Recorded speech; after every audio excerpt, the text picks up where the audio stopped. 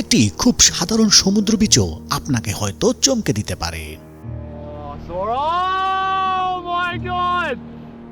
আপনি হয়তো এমন কিছুর দেখা পেতে পারেন যা পুরো জীবনেও ভুলতে পারবেন না। এটি সাগর কৃমি, সাগর তীরের বালিতে বেঁচে থাকা এক ধরনের জলজ জীব। লম্বা এবং শরীরের ছোট ছোট অংশের ভাগ দেখে এই প্রাণীটিকে সহজেই চেনা যায়। বৈজ্ঞানিকভাবে প্রাণীটি পলিসাইস নামে পরিচিত, যা অ্যানোলিডার ফাইলামে অন্তর্গত। দেখতে ভয়ঙ্কর রকমের সুন্দর এই প্রাণীটি মূলত সমুদ্র তীরে বাস করে। সমুদ্র তীরের বাস্তুতন্ত্র তথা খাদ্য শৃঙ্খলের একটি অত্যন্ত প্রয়োজনীয় সদস্য এই প্রাণীটি। সমুদ্রকৃমি বিভিন্ন আকারের হয়, তার মধ্যে কিছু কিছু কয়েক ফুট পর্যন্ত লম্বা হতে পারে। প্রাণীটির দেহ গোলাপি, সবুজ বা নীল উজ্জ্বল বর্ণের হয়ে থাকে।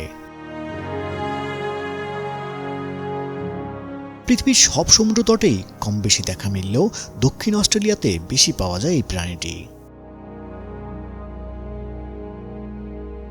সমুদ্র তীরে বেঁচে থাকার জন্য প্রাণীগুলো বালির মধ্যে গর্ত খুঁড়ে তার মধ্যে পুরো শরীর ঢুকিয়ে রেখে বাস করে।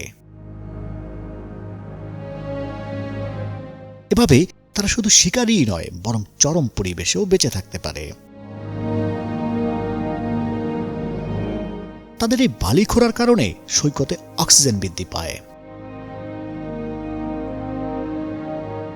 যা বালিতে অন্যান্য প্রাণীর জীবন ধারণের জন্য সহায়ক ভূমিকা রাখে। প্রাণীটি সমুদ্র তীরের ক্ষতিকর উপাদান, মৃত প্রাণী, পচা গাছ ইত্যাদি খেয়ে প্রকৃতিকে পরিষ্কার রাখে।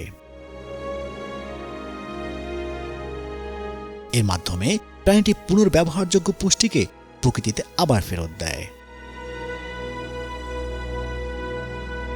তবে কিছু কিছু প্রজাতি এর বাইরেও ছোটখাটো অমেরুদণ্ডী জীবও ধরে খায়। প্রাণীটির নিচের দিকে রয়েছে সংবেদনশীল ব্রিস্টল, যা বালিতে এবং পানিতে কম্পন শনাক্ত করতে পারে। এই পদ্ধতি ব্যবহার করে সমুদ্রকৃমি তার খাদ্য খুঁজে বেড়ায় এবং শত্রুকে শনাক্ত করে। মূলত ব্রিস্টল এবং উপরের চামড়ার সহায়তায় প্রাণীটি বিরূপ পরিবেশে বেঁচে থাকে। অনেক ধরনের মাছ ও সামুদ্রিক পাখিও এই প্রাণীটিকে খাবার হিসেবে গ্রহণ করে। তবে দিন দিন সৈকতে মানুষের উপস্থিতি এই প্রাণীটিকে ক্ষতিগ্রস্ত করে তুলছে। তাছাড়া মাছ ধরার উপাদান হিসেবে প্রাণীটির ব্যবহারও একে বিলুপ্ত করে ফেলছে। দূষণজনিত জলবায়ুর পরিবর্তনও প্রাণীটির সংখ্যা দিন দিন কমিয়ে ফেলছে। এমনকি এমন কিছু ভয়ানক মানুষ আছে যারা নিজেরাই প্রাণীটিকে রান্না করে খাওয়া শুরু করেছে।